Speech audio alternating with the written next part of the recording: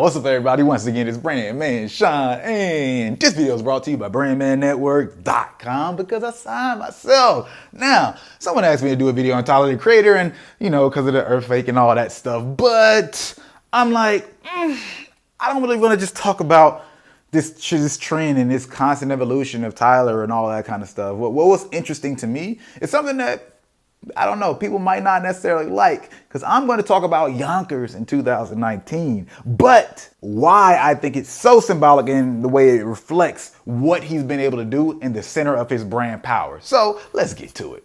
One, if we look at Yonkers, first and foremost, it's a first impression. The power of first impressions we cannot forget. So think about the fact that this dude has so many of the things that became consistent in his brand in that one song. One, I mean, from dissing Jesus to eating a cockroach with that shock value, even mentioning things like therapy. There's so many elements, right, that all around the way the presentation and packaging came off as, yo, look, this dude don't give a fuck. I mean, he's talking about B.O.B. and Haley and that whole Airplanes, Bruno Mars, all that stuff. But then on top of that, it's this whole presentation of I'm all around weird, which at that time definitely was something that stood out. Not just being weird, but him doing that and being weird as a black kid. And then just being upfront when you talk about the collective of Odd Future. So let's just take that packaging there and then continue to move forward, because a lot of the stuff that they did just right there off bat took a lot of courage, right? It takes a lot of courage to be that first one or one of those few to really go to that extreme, to not only say, yo, I'm this different thing, but I'm this different thing and I don't give a fuck. And as a matter of fact, I'm going to use hyperbole to explain how much I don't give a fuck what you think. But the thing is, when we think about his brand power, the center of his brand power, going to this extreme can oftentimes be one of the safest things that you actually do. Because a lot of people think about Tyler and they think identity crisis. I've heard that analysis before of, oh, he's talking about this and he's talking about that and he's having all these homophobic slurs and then he ends up being gay and, he's mentioning counseling and he has dad issues, all that stuff right there, right?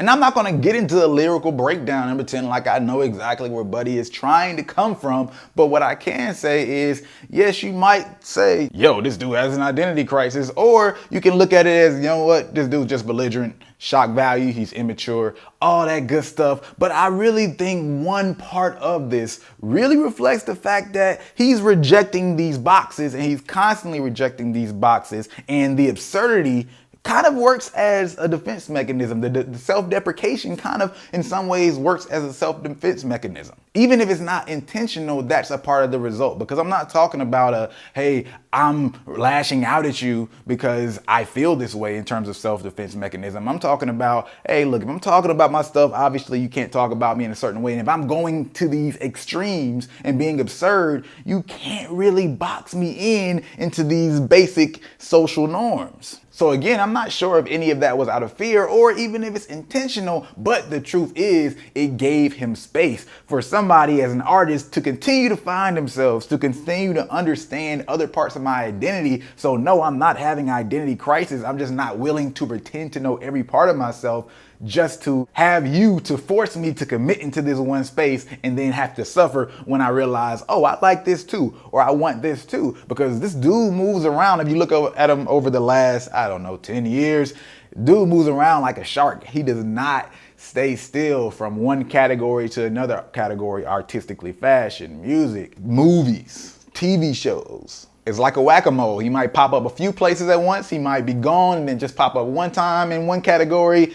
Either way it goes, you're left wondering what's going to happen next. And after you see enough of this, right, he's going to this extreme and he can say whatever he wants because he's saying these extreme things. People are left saying stuff like, that's just Tyler. Tyler's not serious. He's always done things like this. He's always said stuff like this. But then the social question is, does that make it okay that he said an extreme thing just because he's always said extreme things? Either way it goes, it ends up training the fan base and people to expect the unexpected, right? Which is a stupid phrase in my opinion, because you literally can't expect something that you do not expect. But the reality is, what the true result of that feels like is, okay, I don't know what's going to happen next. So the fan base or the consumers eventually get beat into the submission of just waiting and realizing and accepting that whatever he does next can come from any direction. So it's not about expecting the unexpected, it's accepting the unexpected. And what you get from that is people who pay a lot of attention whenever you come out with something.